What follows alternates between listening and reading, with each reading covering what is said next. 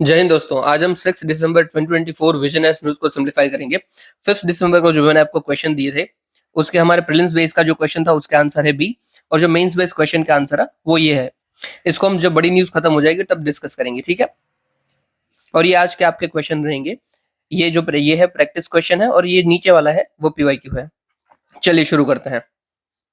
सबसे पहला हमारी न्यूज है कि नेपाल और चाइना ने साइन किया है बीआईआई कोऑपरेशन फ्रेमवर्क। सबसे पहले तो बीआरआई क्या है, तो it is belt and road initiative, जिसको one belt one road initiative भी बोला जाता है। ये 2013 में चाइना ने लॉन्च किया था और इसका मेन फोकस क्या है, एम क्या है इसका, तो एशिया, अफ्रीका और यूरोप को बाई लैंड और मेरीटाइम उसको कनेक्ट करना है, ठीक है। ये किससे इंस्पायर होकर हमने किया हुआ है, तो एंशियंट टाइम में ना हमारा सिल्क रूट हुआ करता था, लैंड सिल्क रूट और मेरीटाइम सिल्क रूट, ठीक है। उससे ही इंस्पायर होकर चाइना ने ये सोचा कि अगर चाइना पहले ऐसे कनेक्ट हो सकता था तो अभी क्यों नहीं हो सकता है, ठीक है। पहले जो सिल्क रूट था वो कैसे काम करता था, तो देखिए यहाँ पे हमारा चाइना पड़ जाता है, ठीक है। तो चाइना से रोड शुरू होता था और वाया इंडिया के पाकिस्तान वाला एरिया सब सब होके ईरान वाया और यूरोप को कनेक्ट करते थे। और मेरीटाइम में देखो तो मेरीटाइम में यहाँ से एक कनेक्शन बनता था, कैसे वो इंडिया में डॉक करते थे, फिर वाया यहाँ से चले जाते थे, ठीक है। सेम तो चाइना यही चाहता है कि फिर से हम ऐसा ही कुछ रोड बनाए और कनेक्टिविटी को इंक्रीज कर दे, चाइना की कनेक्टिविटी हो जाए पूरे विश्व के साथ, ठीक है, इंक्रीज हो जाए, दैट्स इट। अभी देखो इसमें इंडिया का कंसर्न क्या है। ये वन बेल्ट वन इनिशिएटिव आप बनाओ कोई दिक्कत नहीं है, बट ये जो उनका रोड है ना वो पास होता है हमारा पीओके से, पाकिस्तान ऑक्यूपाइड कश्मीर से। तो हम इसको भाई काउंटर करते हैं कि भाई ये ठीक नहीं है, क्योंकि PoK is a part of India. और आप अगर पीओके में अगर रास्ता बना रहे हो तो हमारी परमिशन चाहिए ना, पाकिस्तान की नहीं चाहिए। इसीलिए हम इसको अपोज करते हैं। कौन सा पर्टिकुलरली जो पीओके में से रोड निकल रहा है उसका नाम क्या है, तो China Pakistan economic corridor. Already ये ऑलमोस्ट कंप्लीट, आधा समझ लीजिए 60-70% जितना कंप्लीट हो चुका है, पर चलता है अभी भी। तो इसीलिए इंडिया इसको अपोज करता है। और दूसरा क्या दिक्कत है कि चाइना का इन्फ्लुएंस बढ़ जाता है। ये समझ लीजिए कि ऐसा प्रॉपर चाइना अगर बना लेता है तो इंडिया को तो हर बाजू से घेर लेगा, तो वो भी हमारी दिक्कत है। जैसे देखिए नीचे यहाँ पे वर्ड्स लिखे हुए हैं, जैसे कि सिक्योरिटी थ्रेट में हमारी बॉर्डर्स ज्यादा वल्नरेबल बन जाएगी। चाइना फंडेड एयरपोर्ट पोखरा में, नेपाल में, जो ये नेपाल ने साइन कर दिया, तो नेपाल का जो पोखरा रीजन है वहां पे ये एयरपोर्ट बनाएंगे जो कि चाइना से फंडेड होगा। तो मतलब उसका मतलब क्या है कि चाइना और नजदीक आ जाएगा हमारी बॉर्डर से। फिर रीजनल इन्फ्लुएंस में चाइना का इकोनॉमिक इन्फ्लुएंस बढ़ जाएगा नेपाल के ऊपर।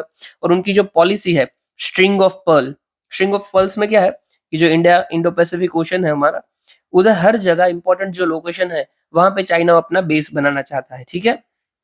और ऐसे पूरा एक धागा से काउंटर कर देना चाहता है कि भाई इंडिया को ऐसे घेर लो हर बाजू से। बट हम भी इसका काउंटर करते हैं। हम इसको काउंटर करते हैं नेकलेस ऑफ डायमंड से। सेम हम क्या करते हैं, जो इंपॉर्टेंट लोकेशन हो हम उधर अपने बेस बना लेते हैं, ठीक है, नेकलेस ऑफ डायमंड, ठीक है।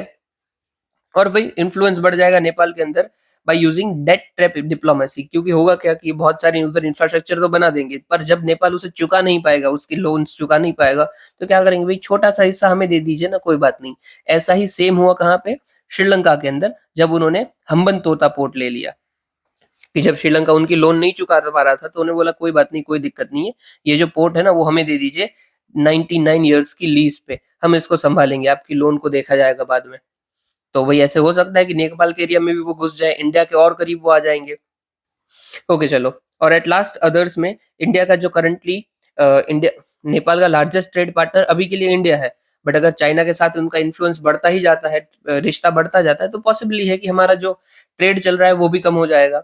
और ये क्यों इंपॉर्टेंट है भाई, तो ऑलरेडी एक क्वेश्चन आ गया है सीपैक के ऊपर, चाइना पाकिस्तान इकोनॉमिक कॉरिडोर के अंदर, जो कि one belt one road initiative का ही पार्ट है। तो पॉसिबल है कि एक और बार आ जाए और थोड़ा चेंज आएगा, पहले जैसा नहीं आएगा बट थोड़ा सा चेंज। कि भाई ऐसा आ सकता है कि कैसे बीआरआई इंडिया को काउंटर करना चाहता है, या फिर इंडिया कैसे बीआरआई को काउंटर करता है, आके मेरे ख्याल से 10 मार्क्स में आ सकता है। और इसके अंदर भी करेंगे क्या क्या, तो भाई रेलवे स्टेशन बना देंगे, एविएशन स्टेशन बना देंगे, airports, power grid, road etcetera, ठीक है, सब इंफ्रास्ट्रक्चर बनेगा। नेपाल ने क्या पहली बार ज्वाइन किया, नहीं, ये फ्रेमवर्क साइन हुआ है। उन लोगों ने ज्वाइन तो 2017 में ही कर लिया था। चलिए अब अपना इसका अल्टरनेटिव क्या है बीआरआई के, तो भाई हमने बीआरआई के अल्टरनेटिव में आईमैक बनाया है, ठीक है। फिर बिल्ड बैक बेटर बना हुआ है European space, sorry European union का बिल्ड बैक बेटर। फिर अमेरिका और सबने मिलकर Indo Pacific economic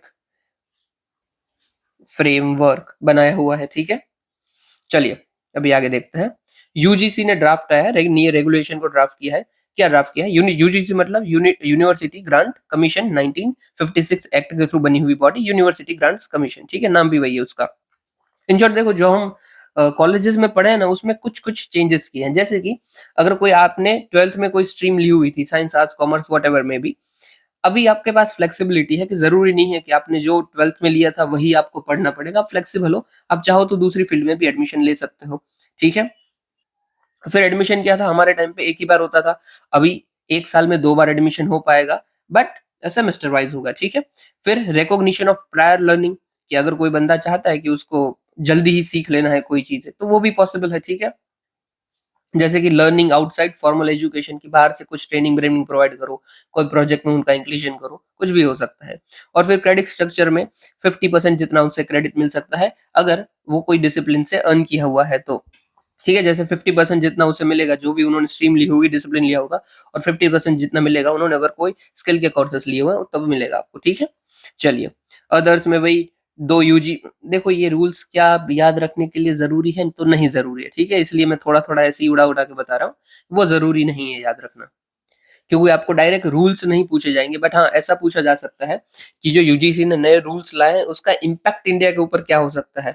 already education के ऊपर हर एक साल में या फिर 1-2 साल में एक क्वेश्चन आता ही रहता है, तो इसलिए जरूरी तो है उसका इम्पैक्ट क्या पड़ेगा वो आपको देखना, ठीक है। और देखो दूसरी भी चीजें बताई हुई है, जैसे कि 2 यूजी पीजी प्रोग्राम साइमल्टेनियसली हो सकते हैं, मल्टीपल एंट्री और एग्जिट ऑप्शंस है। फिर आपके पास एक्सेलरेटेड डिग्री प्रोग्राम है और एक्सटेंडेड डिग्री प्रोग्राम भी है। दोनों का मतलब क्या होता है? एक्सेलरेटेड मतलब थोड़ा जल्दी वाला बता रहा है ना, कि जल्दी, तो बस आप अपनी डिग्री अगर जल्दी हासिल कर ले, तो मतलब समझ लीजिए कि 3 साल का पीरियड था और आपने 2 साल में ही ले ली, तो वो एक्सेलरेटेड डिग्री प्रोग्राम है। एक्सटेंडेड डिग्री प्रोग्राम मतलब 3 साल का था बट आपने 4 साल में लगाया, तो एक्सटेंड डिग्री प्रोग्राम सेम। अभी किसको ज्यादा पॉइंट मिलने चाहिए? जो जल्दी खत्म कर रहा है उसको मिलने चाहिए, तो यस, जो एडीपी के अंदर है उसको ज्यादा क्रेडिट्स मिलेगा कंपेयर टू ईडीपी। चलिए अभी आगे देखते हैं। बस ये हल्का सा आप याद रखो तो अच्छा है, ठीक है, जो कि in line with national credit framework भी है। ईडीपी एडीपी बस हल्का सा, बाकी ये पूरी की पूरी न्यूज काम की नहीं है। डायरेक्ट रूल्स आपको नहीं पूछेंगे बट उसका इम्पैक्ट पूछा जाएगा, ठीक है, वो पॉसिबिलिटी है। डायरेक्ट रूल्स ना पूछे पर इम्पैक्ट पूछा जाए। चलिए आगे देखते हैं। Centre approved startup in field of textile, sorry technical textile. Technical textile क्या होती है? तो जो टेक्सटाइल हमें टेक्निकल कामों में या फिर टेक्निकल मटेरियल प्रोडक्ट्स बनाने में यूज हो, वो टेक्निकल टेक्सटाइल। वो कैसी हो सकती है भाई? कि समझ लीजिए एरोस्पेस में कोई हमें काम आ रही है, या फिर कोई स्पोर्ट्स के मटेरियल में काम आ रही है, पैकेजिंग कंस्ट्रक्शन एक्सेट्रा। देखो एग्जांपल देता हूँ, जैसे केवलर है, केवलर का हम, ये एक मटेरियल है, ठीक है, केवलर का हम यूज कैसे करते हैं? तो जो अपना बुलेट प्रूफ जैकेट होता है ना, उसके अंदर इसका यूज होता है केवलर का। तो आपको पता चल गया राइट कि कैसी हो सकती है टेक्निकल टेक्सटाइल। या फिर एक और समझ लेते हैं कि एरोस्पेस में, कि अपने जो बड़े बड़े प्लेन्स होते हैं, ठीक है, उसमें भी कई बार कोटिंग के लिए जो कवर अप करना होता है उसमें भी ये टेक्सटाइल का यूज होता है। क्यों होता है? क्योंकि ये अच्छी होती है, उसकी क्वालिटी अच्छी होती है, इसलिए हो सकता है, ठीक है। चलिए ये नेचुरल भी हो सकती है और मैन मेड फाइबर भी हो सकता है, like Nomex, Kevlar and spandex. Okay, significance क्या है भाई टेक्निकल टेक्सटाइल का? तो भाई सनराइज सेक्टर है, मतलब कि बहुत अच्छे से ग्रो कर रहा है, जैसे कि उसका ग्रोइंग रेट है 8 to 10% पर एनम, और इंडिया इसका 5th लार्जेस्ट मार्केट भी है वर्ल्ड में। सॉरी, इंडिया 5th लार्जेस्ट नहीं, बट ये 5th लार्जेस्ट वर्ल्ड की मार्केट है।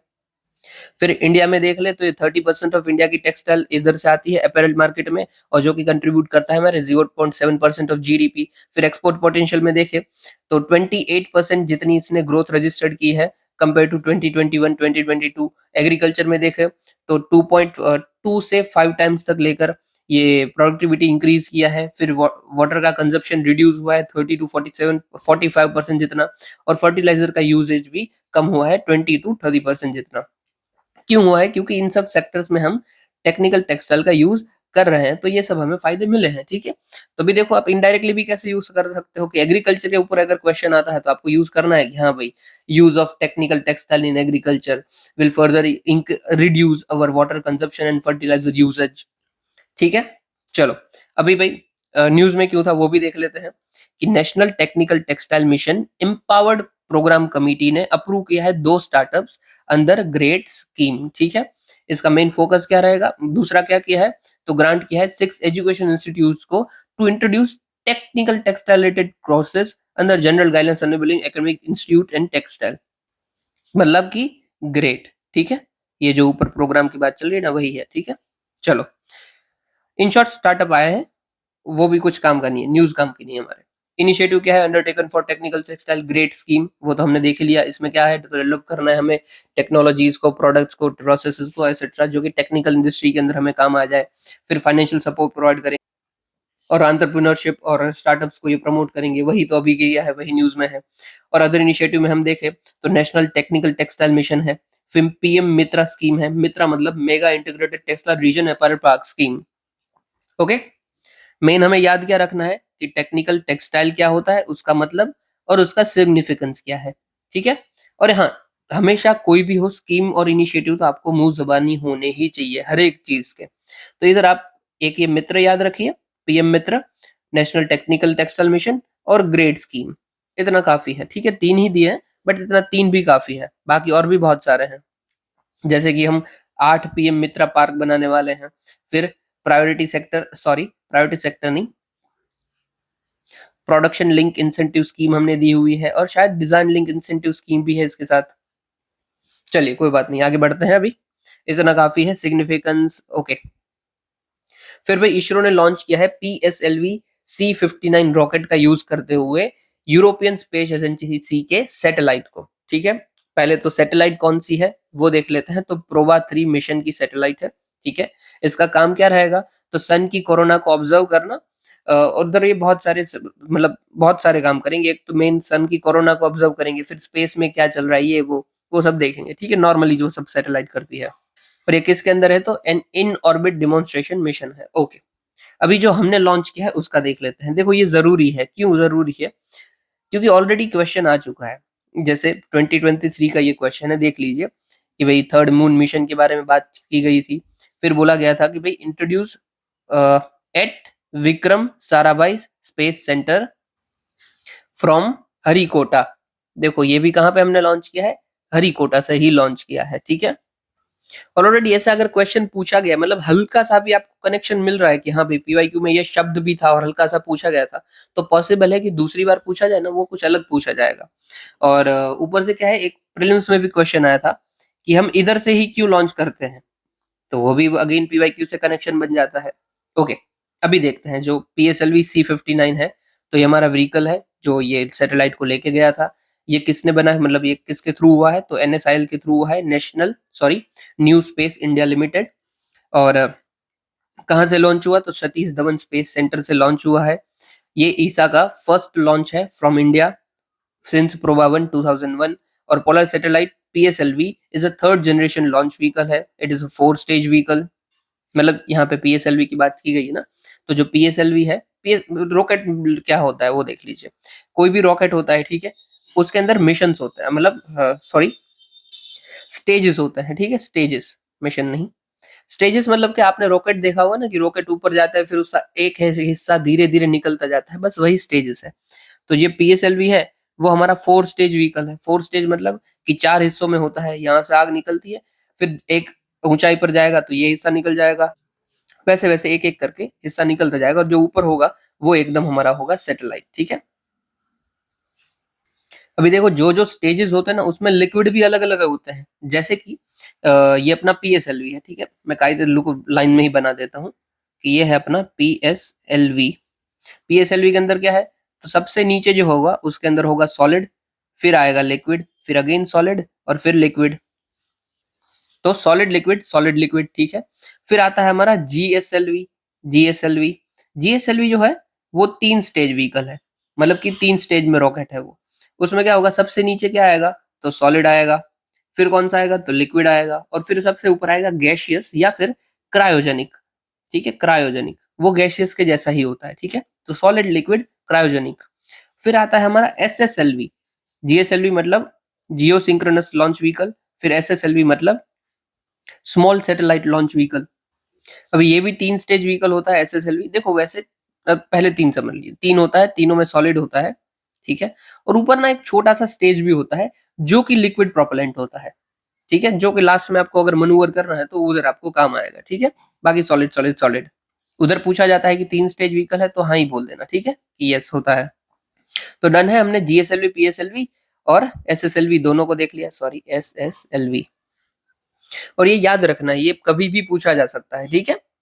तो हमने देख लिया भाई पीएसएलवी ये जो काम करता है, जो सैटेलाइट है वो भी ये काम करेगी। और ये क्या हुआ, देखो हमने यूरोप का लॉन्च करके दे दिया ना, तो यूरोप हमें क्या देगा इसके बदले, डेफिनेटली पैसा देगा।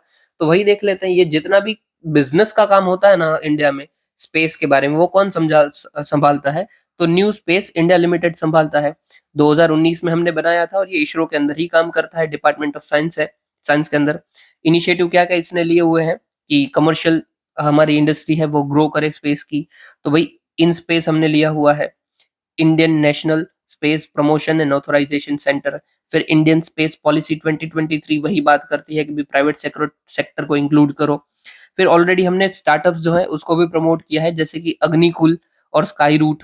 फिर हमने डेवलप किया है SSLV small satellite. Small satellite क्यों डेवलप किया और कैसे काम आएगा, जैसे कि समझ लीजिए मैं कोई छोटा मोटा बिजनेस हूँ और मुझे एक दो मेरी सैटेलाइट चाहिए, अगर मैं जीएसएलवी का यूज करूँ तो बहुत खर्चा लाएगा, क्योंकि ये बहुत बड़ा होता है। जीएसएलवी पीएसएलवी बहुत बड़े बड़े हैं लॉन्च व्हीकल, उसका खर्चा इतना जाएगा कि भाई मेरा बिजनेस मतलब मैं सस्टेन नहीं कर पाऊँ उससे। तो मुझे कोई छोटा चाहिए कि जो छोटे से व्हीकल हो और मेरी सैटेलाइट को पहुंचा दे। तो उसके लिए क्या काम करेगा, स्मॉल सैटेलाइट लॉन्च व्हीकल, तो ये सस्ते में हो जाएगा। तो इससे क्या होगा, बिजनेस मेरा ग्रो हो सकता है और मैं पार्टनरशिप साइन कर सकता हूँ, मतलब कमर्शियलाइजेशन हो सकता है स्पेस का। ओके, बेनिफिट देख लेते हैं भाई। कमर्शियलाइजेशन स्पेस का हो जाएगा तो फायदा क्या मिलेगा, हमारे इंडिया का जो शेयर है ग्लोबल स्पेस इकोनॉमी के अंदर वो बढ़ जाएगा, जो कि अभी के लिए 2 से 3% जितना ही है। फिर रेवेन्यू बढ़ेगा, ऑफ कोर्स हमारा रेवेन्यू अभी के लिए और ओवरऑल 279 मिलियन जितना है वो बढ़ जाएगा। फिर इंडिया की सॉफ्ट पावर बढ़ेगी। अभी देखो यूरोपियन यूनियन का हमने लॉन्च कर दिया तो हमारे रिश्ते अच्छे ही होंगे ना, बुरे नहीं होंगे। तो सॉफ्ट पावर हमारी इंक्रीज होगी और फैसिलिटेट करेगा टेक्नोलॉजी ट्रांसफर, ठीक है। नॉर्मल था। प्रीलिम्स बेस्ड आपको क्या याद रखना है, ये एनएसआईएल किसके अंदर काम करता है और कब बना हुआ एसेट्रा वो वाला। फिर ये जो प्रोबा मिशन है वो किस कंट्री का है या फिर किस रीजन का है वो याद रखना है, यहाँ पे यूरोपियन यूनियन का बात है, ठीक है। फिर जीएसएलवी एसएसएलवी ये सब आपको याद रखना है, ठीक है। और बस इतना ही याद रखना है, दैट्स इट, ठीक है। चलिए अभी आगे देखते हैं। International advisory body for submarine cable resilience launch. अभी देखो सबमरीन केबल क्या होता है, हमारे यहाँ पे जो इंटरनेट विंटरनेट आता है वो सब क्या होता है, पानी के नीचे ना फाइबराइजेशन हुआ है, फाइबराइजेशन नहीं, सबमरीन केबल रखे हुए हैं हमने, फिर उसी का लॉन्च यूज करते हुए हम फाइबराइजेशन करते हैं, ठीक है। मतलब जो कनेक्शन है ना वो पूरे जो हम कनेक्ट हुए हुए पूरी वर्ल्ड इंटरनेट के थ्रू, उसके लिए केबल्स जो यूज हुए हैं वो कहाँ पे होते हैं, वो केबल्स होते हैं समंदर के अंदर, उसकी सतह पे हमने यूज किए हुए हैं। आप एक बार बस यूट्यूब पे वीडियो देख लेना या फिर फोटो भी देख लो, हाउ इंटरनेट वर्क्स और इंटरनेट केबल या फिर सबमरीन केबल, आपको पता चलेगा पूरा ऐसे वर्ल्ड एकदम जुड़ा हुआ है। इतने केबल्स हैं, इतने केबल्स हैं और उसी के थ्रू इंटरनेट चलता है। अभी सोचिए उसमें से एक आध दो केबल गलती से टूट गए तो क्या होगा, तो इंटरनेट कनेक्टिविटी लॉस्ट हो जाएगी, ठीक है। और क्या टूटते हैं, बिल्कुल टूटते हैं, बट उसको तुरंत रिपेयर किया जाता है या फिर नया केबल लगाया जाता है। इतने सारे केबल्स होते हैं कि एक आध टूट जाए तो इतना दिक्कत ना हो, ठीक है। देख लीजिए सबमरीन केबल क्या है, तो it is fibre optic cable laid in the ocean connecting two or more landing points, मतलब जो जगह होगी उसको कनेक्ट करेंगे। और फिर क्या ये अपना सिर्फ इंटरनेट में ही काम आता है, नहीं, हमें आप पता है ना कि ऑफशोर विंड हम लेते हैं, ठीक है, वहां पे विंड फार्म बनाए हुए होते हैं, तो उसकी जो एनर्जी है वो भी हम लाएंगे कहाँ से, तो उधर भी ऑप्टिकल फाइबर्स लगाए होते हैं, उसके केबल लगाए होते हैं, उसके थ्रू एनर्जी भी आती है, ठीक है। ओके, इंडिया इज अ की player in global submarine cable network, क्योंकि हम 17 इंटरनेशनल सबमरीन केबल्स को होस्ट करते हैं, उसमें से जो 14 जितने हैं उसका स्टेशन कहाँ पे है, तो मुंबई चेन्नई जैसी बड़ी बड़ी जगहों पे है। ओके, इंटरनेशनल सबमरीन केबल मतलब क्या है कि एक दूसरे कॉन्टिनेंट को जोड़ते हुए जो भी जगह है, तो इंडिया उसकी जगह में है। 17 जितने इंटरनेशनल सब सबमरीन केबल हमारे यहाँ पे। सिग्निफिकेंस देखो तो ये बैकबोन है डिजिटल इकोनॉमी की। 99% जितना इंटरनेशनल डेटा एक्सचेंज इसी के थ्रू होता है। सोचिए 99%, इट इज ह्यूज, मतलब उसी के ऊपर तो है पूरा का पूरा डिपेंडेंस। और बस इनिशिएटिव हमने क्या लाया था, उसका रेजिलियंस, कि भाई टूट फूटने नहीं देना है, ठीक है, क्योंकि टूट जाता है तो हमने नहीं टूटने देना है। इसमें हम क्या करेंगे, तो सबसे पहले किसने लाया है, तो इंटरनेशनल टेलीकम्युनिकेशन यूनियन ने, इंटरनेशनल केबल प्रोटेक्शन कमेटी ने, और इंटरनेशनल एडवाइजरी बॉडी, सॉरी, इन दोनों ने मिलकर लॉन्च किया है international advisory body for submarine cable resilience, कि उसको टूटने नहीं देना है। क्योंकि देखो आईटीयू है, आईटीयू का काम ही क्या है, ये सब चीजों को देखना कि स्पेक्ट्रम किधर कैसा मिल रहा है, टेलीकम्युनिकेशन कम्युनिकेशन कैसा है, तो इसलिए इसका काम आ जाता है। और ये जो आईसीपीसी है उसका तो काम ही क्या है, केबल प्रोटेक्शन, तो इसीलिए दोनों ने साथ मिलकर लॉन्च किया सबमरीन केबल रेजिलियंस, ठीक है। देखो इसमें हम क्या करेंगे, तो भाई जो टूट जाता है डैमेज उसको प्रोटेक्ट करेंगे, फिर भाई प्रमोट करेंगे बेस्ट प्रैक्टिसेस की भाई डैमेज हम एकदम कम करें। जैसे कि हमारे पास ऑलरेडी क्या है, स्ट्रेटेजिक गाइडेंस प्रोवाइड करेंगे ग्रोइंग ट्रैफिक के लिए, जो कि हो रहा है उसको कम करो। फिर एजिंग इंफ्रास्ट्रक्चर अगर बहुत पुराना हो जा रहा है तो उसको हटा दो यार, और एनवायरमेंटल थ्रेट है उसको रिड्यूस करो। इसके मेंबर्स कौन कौन से हैं, तो 40 जितने मेंबर है, और इसको चेयर कौन कर रहा है, को chair by Nigeria and Portugal chair कर रहे हैं, ठीक है। ये कब मिलते हैं, तो एटलीस्ट ट्वाइस इन ईयर मिलते हैं। ओके, अभी क्या ये पूछा जा सकता है, देखो दो चीजें इधर पूछी जा सकती है प्रीलिम्स बेस्ड, ठीक है। पहला तो ये सबमरीन केबल क्या होता है और उसका यूज क्या है, एक्चुअली पूछा जाता है। यूपीएससी पिछले 2-3 साल से ऐसे क्वेश्चन पूछता है कि कोई वर्ड या फिर कोई चीज है और उसका यूज क्या है, तो सबमरीन केबल का पूछा जा सकता है। पॉसिबिलिटी है, कम चांस है क्योंकि इजी है, बट अगेन आ जाता है तो आपको पता होना चाहिए। फिर आईटीयू पे क्वेश्चन आ सकता है कि आईटीयू कब बना था, क्या है और उसका काम क्या है। आईसीपीसी पे आना कम चांस है, इस पे पूछा जाएगा। और एट लास्ट पूछा जा सकता है जो सबमरीन रेजिलियंस इनिशिएटिव है वो किसने लॉन्च किया है, दैट्स इट, और कुछ नहीं पूछा जाएगा, ठीक है। आईटीयू के बारे में हमने 50 बार देखा होगा, ऑलमोस्ट ये हर दूसरे दिन आता है। 1865 में बना था, one of the oldest organisation है, यूएन की स्पेशलाइज्ड ऑर्गेनाइजेशन है। इसका काम क्या है, तो इंटरनेशनल कनेक्टिविटी कम्युनिकेशन नेटवर्क्स को संभालना, ग्लोबल रेडियो स्पेक्ट्रम को अलोकेट करना और उनकी सब बात करना। इंडिया इसका मेंबर है और टोटल इसके 194 मेंबर्स हैं। और आईसीपीसी की बात करें तो 1958 में ये बना था। इसका अगेन काम क्या होगा, अंडर सी केबल कोई जो सिक्योरिटी है उसको इंप्रूव करना, उसका ध्यान रखना, दैट्स इट। चलिए आगे देखते हैं। फिर है लेबर फोर्स पार्टिसिपेशन, वुमेन का कितना है, फीमेल लेबर फोर्स पार्टिसिपेशन, उसका डेटा लॉन्च किया है economic advisory council of PM.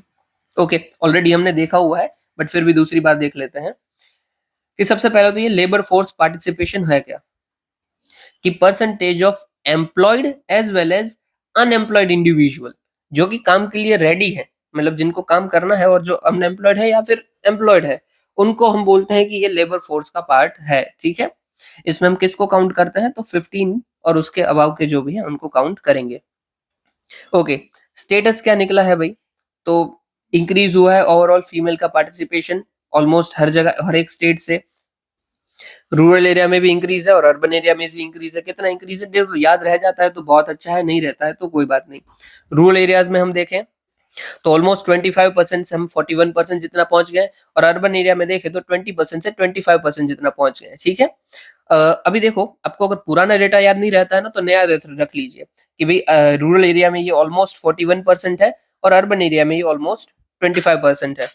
Significant increase हमें कहां से देखने को मिला है, तो झारखंड बिहार जैसे स्टेट्स में बहुत अच्छा इंक्रीज है, जबकि गोवा लक्षद्वीप में मार्जिनलाइज डिक्लाइन देखने को मिला है इन रूरल एरियाज, ठीक है। जरूरत नहीं है याद रखने की, रीजनल को अगर आप स्टेट के लिए दे रहे हो तो जरूरी है, बाकी जरूरी नहीं है।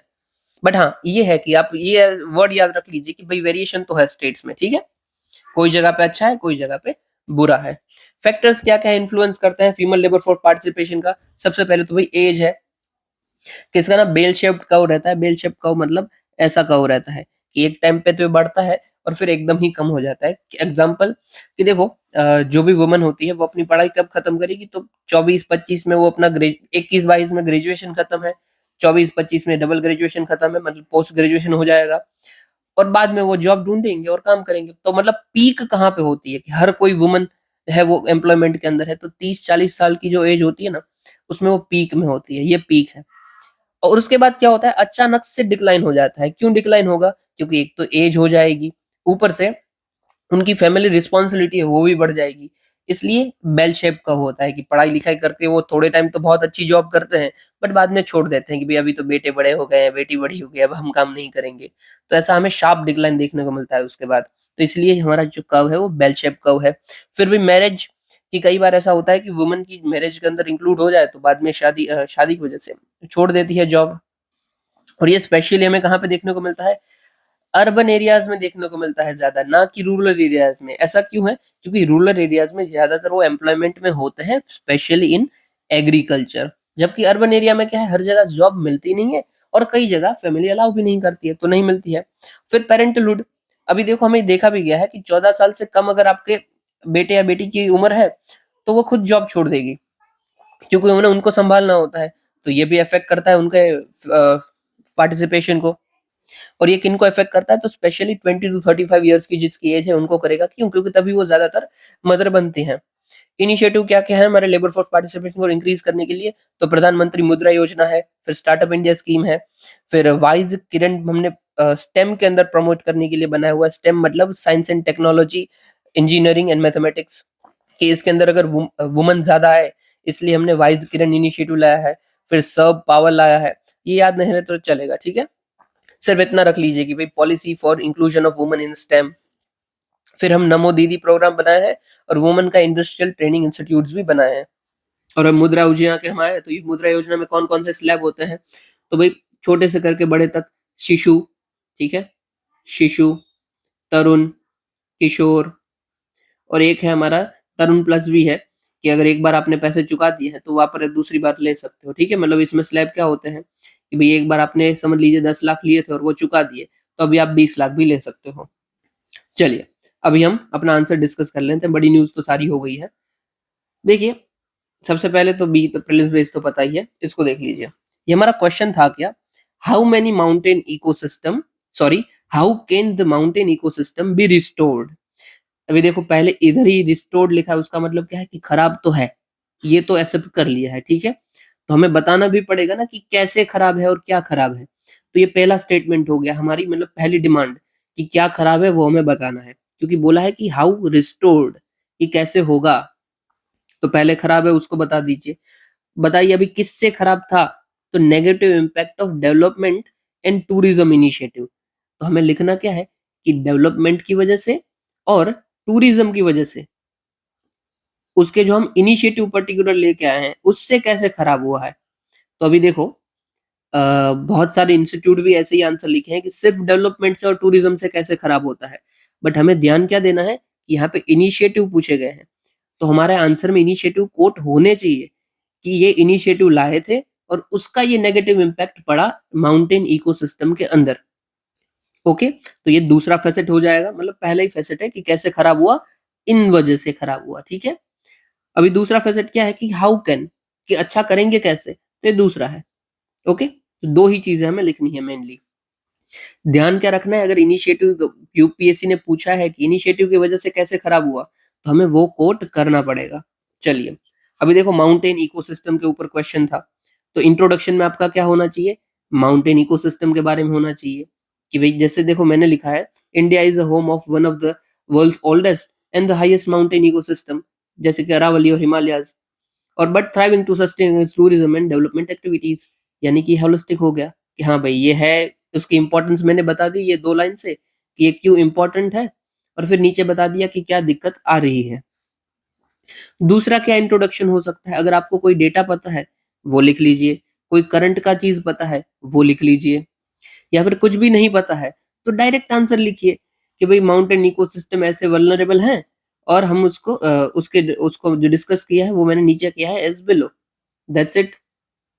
तो इंट्रोडक्शन मल्टीपल टाइप्स के हो सकते हैं, बट बेसिक इंट्रोडक्शन रखना, ठीक है, वो ज्यादा अच्छा है। बेसिक मतलब जो पूछा गया है उसको ही आप तुरंत पकड़ो और वही लिख दो, ठीक है। जैसे मैंने लिख दिया कि माउंटेन इकोसिस्टम का हल्का सा इंपॉर्टेंस, और देखो ये क्या नॉलेज की जरूरत है इसके लिए? नहीं जरूरत है, आपको पता है हिमालय है वो हाईएस्ट है, और अलावली है वो इंडिया की ओल्डेस्ट है।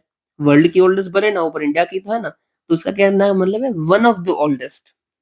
ओके, फिर दूसरा क्या आएगा, माउंटेन इकोसिस्टम पे पूछा है और आपके पास जगह भी है, 15 मार्क्स का ये क्वेश्चन है, तो मैप बना दीजिए हल्का सा। और मैप बनाने में कितनी देर लगती है? 2 सेकंड लगती है। ये ऐसे आपका मैप बन जाएगा, ऐसे भी टेढ़ा मेढ़ा चलेगा। फिर बना दीजिए कि भाई यहाँ पे आपकी सब माउंटेन्स आते हैं, कौन कौन से आते हैं, तो ईस्टर्न घाट वेस्टर्न घाट ये वो, ठीक है। अभी नेगेटिव इम्पैक्ट हम लिखेंगे। अभी देखो दोनों का अगर अलग अलग बताया है, डेवलपमेंट और टूरिज्म, तो अलग अलग लिख दो। आप एक साथ भी लिख सकते हो, there is no issue about it, ठीक है, बट अलग आता है तो लिख दीजिए। जैसे देखो पहला ही मैंने क्या लिखा, हैबिटेट डिस्ट्रक्शन हो रहा है बाय डिफोरेस्टेशन, लैंड डिग्रेडेशन, और उसमें मैंने एग्जाम्पल लिखा इनिशिएटिव का ही, क्योंकि पूछा क्या गया था इनिशिएटिव। आपने सिर्फ एक इनिशिएटिव भी लिख दिया ना तो काम आ जाएगा, क्योंकि यूपीएससी समझ जाएगा कि हाँ भाई ये डिमांड समझ गए हैं क्वेश्चन की।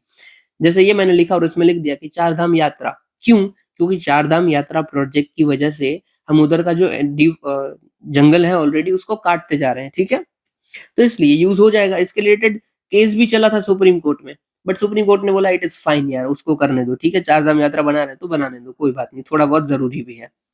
फिर क्लाइमेट चेंज की वजह से भी होता है, कि हमें पता है ना क्लाइमेट चेंज की वजह से हिमालयाज पिघल रहे हैं, तो चलेगा। तो देखो डेवलपमेंट इम्पैक्ट में मैंने दो ही लिखे, क्योंकि हमारा मेन फोकस जो है ना वो है कि कैसे सुधारना है, न कि कैसे बिगड़ा है। बट लिखना पड़ेगा, क्योंकि बोला है तो लिखेंगे तो सही कि हाँ भाई बिगड़ा तो है। ओके, फिर टूरिज्म पे इम्पैक्ट देख लेते हैं। अभी देखो मैंने अब यहाँ पे लिखना भी चाहिए डेवलपमेंट, हाँ चलेगा, चलो नहीं लिखे तो भी चलेगा, रहने दीजिए, खामखा कंफ्यूज हो गए। फिर भी टूरिज्म के वाइल्ड लाइफ डिस्टर्बेंसेस होते हैं, जैसे कि उत्तराखंड का एडवेंचर टूरिज्म का जो हमारा प्रोजेक्ट है, इनिशिएटिव है, जो भी प्रोजेक्ट और इंक्लूड करो। फिर पॉल्यूशन होता है हिमालयाज के अंदर, हमारी स्वदेश दर्शन स्कीम है, इसके अंदर हम बोलते हैं भाई आइए घूमिए पूरे वर्ल्ड, मतलब पूरी जो इंडिया है उधर हम ये स्वदेश दर्शन स्कीम चलाते हैं और बोलते हैं कि भाई घूमिए इंडिया में। तो ये ठीक है, इकोनॉमी तो जनरेट होती है, बट उसका इम्पैक्ट क्या पड़ता है, पॉल्यूशन बढ़ता है। और पर्टिकुलरली माउंटेन पूछा था तो मैंने क्या लिखा, माउंटेन पॉल्यूशन इन हिमालयाज। अभी देखो ये भी चीज आपको पता है, स्वदेश दर्शन स्कीम चलती है, ऐसी बहुत कुछ ना कुछ तो आपको पता होगा। और इवन नहीं भी पता है नाम तो सिर्फ लिख दीजिए स्कीम्स टू प्रमोट टूरिज्म में hamper mountain ecosystem like pollution in Himalayas, चलेगा, आपका मार्क्स कटेगा नहीं, मिलेगा ही आपको, ठीक है, पर पता है तो वेल एंड गुड। तो ये हमने लिख लिया कि हाँ भाई क्या नेगेटिव इम्पैक्ट पड़े हैं। अभी हम लिख लेते हैं कि क्या रिस्टोर हो सकता है, किस तरीके से, जो कि एक्चुअली क्वेश्चन की डिमांड थी। तो देखो कैसे हो सकता है कि भाई बफर एरियाज क्रिएट कीजिए ताकि जो फ्रेजाइल इकोसिस्टम है उसके आसपास कोई ना जाए। फिर स्ट्रेंथनिंग कीजिए एग्जिस्टिंग फ्रेमवर्क्स, जैसे कि पॉल्यूटर पे प्रिंसिपल, ये हमने बहुत बार डिस्कस किया है। फिर वन हेल्थ अप्रोच, ये भी बहुत बार डिस्कस किया है। और फिर लाइफ इनिशिएटिव, अगेन ये भी बहुत बार डिस्कस किया है। मैंने जानबूझ के इसको कवर किया है ताकि आपको पता चले कि जो हम डिस्कस करते हैं उसको यूज कैसे करना हुआ है। ये बफर जोन भी हम शायद परसों ही बात किए थे कि बफर जोन वो टाइगर इकोसिस्टम के आजू बाजू, ये टाइगर रिजर्व के आजू बाजू, तो इसीलिए मैंने बफर जोन लिखा।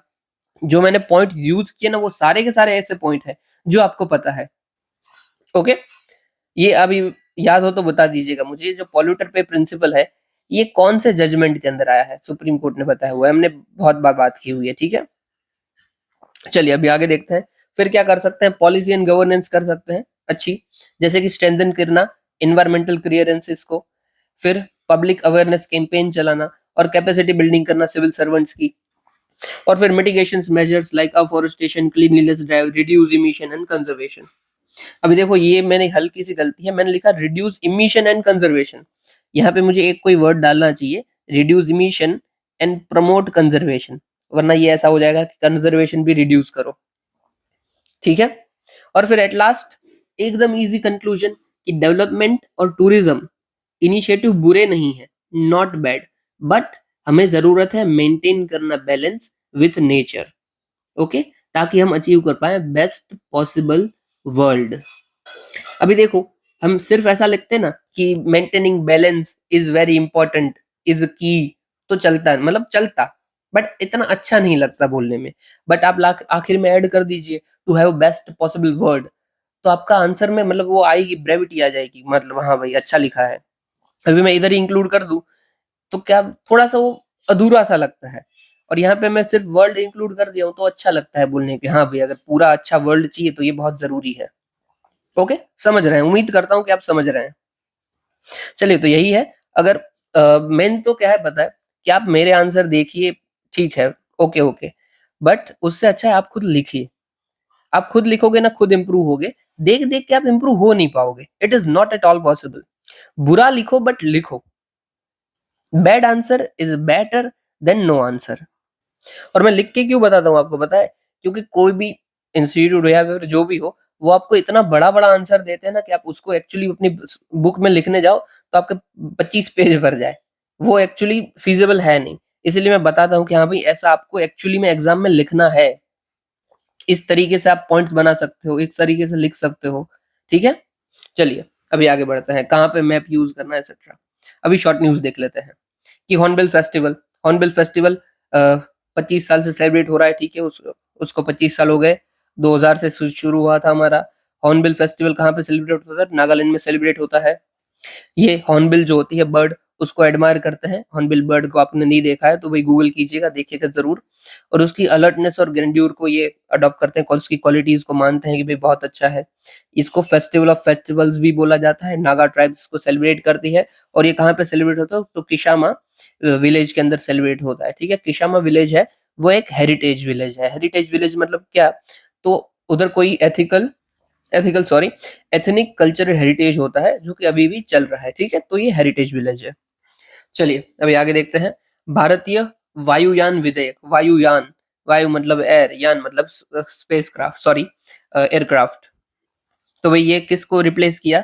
तो एयरक्राफ्ट एक्ट 1934 को रिप्लेस किया और इसका नाम हमने कर दिया भारतीय वायुयान विधेयक। दैट्स इट, मतलब यही है, इन शॉर्ट एक्ट ही है बट उसका नाम बदल गया है। और कुछ कुछ चेंजेस भी किए हैं, जैसे कि भाई सेफ्टी रिलेटेड प्रोविजंस को हमने बढ़ा दिया है, कंज्यूमर प्रोटेक्शन की बात है, सेंट्रल गवर्नमेंट एम्पावर है to convention related to international civil aviation. Civil aviation के लिए एक बहुत बड़ा कन्वेंशन है हमारा, शिकागो कन्वेंशन। आपको याद होगा, नहीं होगा तो भी कोई दिक्कत नहीं है, ठीक है, बहुत पहले हमारी बात हुई थी। तो उसको सब देखेंगे। फिर सेकंड अपील सिस्टम भी बनाई है कि कोई आपको पेनल्टीज या फिर कोई दिक्कत आ रही है तो आप यहाँ पे अपील कर सकते हो, ठीक है, कोई भी ऑफेंस है या कुछ भी है। और इसमें हमने नई नई पेनल्टीज भी डाली है, जो ऑफेंस पहले नहीं थे वैसे ऑफेंस भी बनाए और उसकी भी पेनल्टीज डाली हुई है। ओके चलो, फिर है अन्न चक्र टूल एंड स्कैन पोर्टल। तो देखो union ministry of consumer affairs and food and public distribution ने ये दोनों बनाए हैं, एक अन्न चक्र और एक स्कैन पोर्टल। दोनों में क्या मेन इसका फोकस क्या है?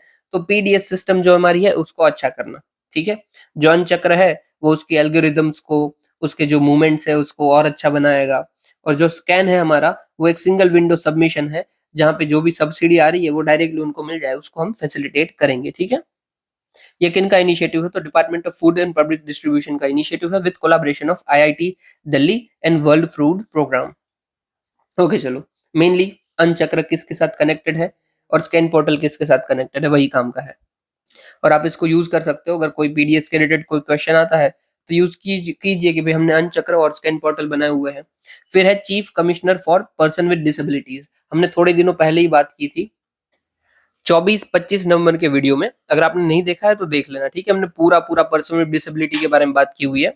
और उसी में एक प्रोविजन था कि भाई इनके प्रोटेक्शन के लिए हमें एक चीफ कमिश्नर को अपॉइंट करना पड़ेगा और उसके सपोर्ट के लिए हमें असिस्ट करेंगे उसके सेंटर पे दूसरे जो वाइस चीफ पर्सन होंगे वो, ठीक है। बट हो क्या रहा है कि बहुत टाइम से इसको कोई अपॉइंट ही नहीं किया जा रहा है। यहाँ पे देखो कुछ लिखा था ओवर 5 years कि इसकी पोस्ट को अपॉइंट ही नहीं किया गया है। तो देखो अगर कोई पर्सन ही नहीं है तो काम कैसे होगा? तो ये एक बहुत बड़ा लूप होल है, ठीक है हमारा, कि भाई प्रोविजंस तो डाला हुआ है बट अपॉइंटमेंट की ही नहीं जा रहा है। ये अपॉइंटमेंट होती है वो किस एक्ट के थ्रू होती है? तो right to person with disabilities act 2016 के थ्रू होती है। इसका ओरिजिनली सेटअप हुआ था, मतलब ये जो एक्ट है वो पर्सन विद डिसेबिलिटीज एक्ट 1995 में, बट उसको फिर हमने बदल दिया, ठीक है। मैंडेट क्या होता है? तो स्टेप्स लेना to safeguard right of person with disabilities. But post ही अपॉइंट नहीं हो रही है तो कुछ काम ही नहीं हो सकता है। ये आपको ध्यान रखना है उसके चैलेंजेस में कि कैसे हम अपॉइंट नहीं कर रहे हैं पोस्ट होते हुए भी। फिर है nano NPK fertiliser, nitrogen phosphorus potassium. ये जो एनपीके होता है ना वो बहुत जरूरी होता है कि इसके थ्रू ना जो प्लांट की ग्रोथ होती है बहुत जल्दी हो जाती है, क्रॉप होते हैं वो बहुत अच्छी यील्ड देते हैं। और ये अभी हमने बना दिया है नैनो, नैनो मतलब नैनो स्केल पे। ऑलरेडी हमने नैनो स्केल पे नैनो यूरिया बनाया हुआ था, यहाँ पे ही कहीं पे लिखा हुआ था नैनो यूरिया हमने बनाया हुआ था। फिर हमने नैनो डीएपी भी बनाया हुआ था, डाई अमोनियम फॉस्फेट। और अभी हमने नैनो एनपीके भी बना दिया। ये बहुत ही अच्छी चीज है। आप खुद सोचिए, कोई आपके जो फर्टिलाइजर्स है वो बहुत बड़े बड़े हैं और अभी वो एकदम नैनो हो जाता है, उसका फायदा क्या होगा? न्यूट्रिएंट्स जो अपटेक है वो प्लांट्स के अंदर बहुत अच्छा जाएगा और जो वेस्टेज है वो कम हो जाएगा, ठीक है। क्योंकि आप स्प्रे करोगे, ये होता है लिक्विड होता है ज्यादातर, तो आप स्प्रे करोगे तो बहुत अच्छा जाएगा। Okay, that's it. और हाँ, ये किसने बनाया, तो ये इफको ने बनाया हुआ है, ठीक है। IFFCO stands for Indian farmer fertiliser cooperative limited. चलिए आगे देखते हैं। ये याद रखना है आपको, आपको जो एग्रीकल्चर रिलेटेड होगा ना उधर ये काम आएगा। फिर कॉपरनिकस प्रोग्राम, कॉपरनिक्स, तो ये यूरोपियन यूनियन का प्रोग्राम है। मेजर इसका फोकस क्या है, तो अर्थ को ऑब्जर्व करना है, ठीक है। इसको पार्टनर कौन, मतलब कौन है इसके, तो यूरोपियन यूनियन है, हमने बात कर लिया। इसमें सिस्टम ऑफ सैटेलाइट्स होंगे जो कि एयरबोर्न होगा, ग्राउंड स्टेशन होंगे। और ये किसको फोकस करेंगे, global monitoring across atmosphere, marine, land, climate, emergency response, security, सब कुछ देखेंगे। बस खत्म। मेन हमें याद क्या रखना है, तो ये कॉपरनिकस प्रोग्राम है वो किसका है, तो यूरोपियन यूनियन का है, ठीक है। चलिए फिर है बिजनेस फॉर लैंड इनिशिएटिव, तो जैसा नाम है वैसे ही काम है। तो भाई इसमें यूएनसीसीडी एंगेज करती है प्राइवेट सेक्टर को for sustainable land and water management. इसका एम क्या है, तो भाई 1.5 बिलियन हेक्टर जितनी जमीन को बाय 2030 हमें रिस्टोर कर देनी है, ठीक है। और नेट न्यूट्रलिटी लेके आनी है हमें लैंड डिग्रेडेशन के अंदर। ओके, ये यूएनसीसीडी की बात करें तो इसकी कौन सी समिट चल रही है यहाँ पे, तो COP16 चल रही है। देखो मैं बता दूं, UNCCD, तो इसकी COP16 चल रही है, मतलब 16 में मीटिंग चल रही है। फिर UNFCCC, तो उसकी लास्ट टाइम चली, वो चली COP29 की मीटिंग। और फिर हमारा UNCBD, उसकी जो मीटिंग चल रही है वो है COP19 की। ये तीनों वैसे कंक्लूड हो चुकी है, उसी के कुछ कुछ इनिशिएटिव्स है। और इसको हमने कौन सी समिट के थ्रू बनाया था, तो रियो डी जेनेरियो समिट हुई थी, अर्थ समिट 1992, इसको अर्थ समिट भी बोलते हैं, तब हमने इसको बनाया था तीनों को। चलिए फिर है एक्सपर्ट MTB RIF अल्ट्रा। तो देखो टीबी तो आपको पता ही है, टीबी किसके थ्रू होता है, तो माइक्रोबैक्टीरियम ट्यूबरकुलोसिस वायरस के थ्रू होता है, सॉरी बैक्टीरिया के थ्रू होता है।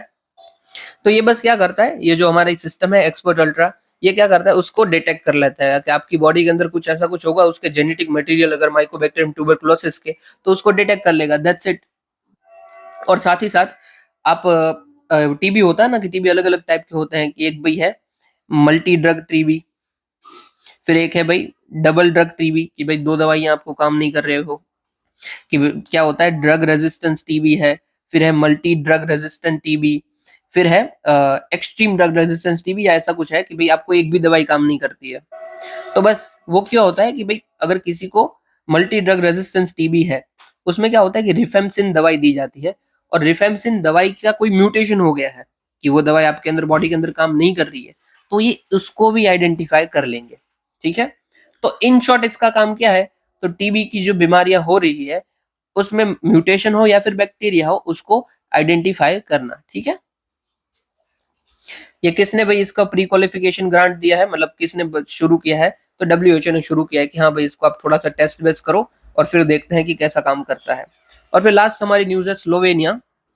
भाई इन्होंने रिसेंटली बोला था कि हम 5 ईयर प्लान लॉन्च किया कि इंडिया के साथ टेक्नोलॉजिकल और साइंटिफिक कोलैबोरेशन को बढ़ाएंगे, इसलिए न्यूज में था। स्लोवेनिया यूरोपियन यूनियन के यूरोप की कंट्री है, यूरोपियन यूनियन का पार्ट भी है ये। उसके आजू बाजू की कंट्री देख लें, यहाँ पे देख लीजिए, तो यह भी आवाज में स्लोवेनिया, बाजू क्या इटली पड़ता है, यहाँ पे ऑस्ट्रिया पड़ता है, यहाँ पे हंगेरी, और नीचे क्रोएशिया। और एकदम आप देखोगे तो उसकी क्या एड्रियाटिक सी से बाउंड्री बनती है, तो यस बनती है, ठीक है।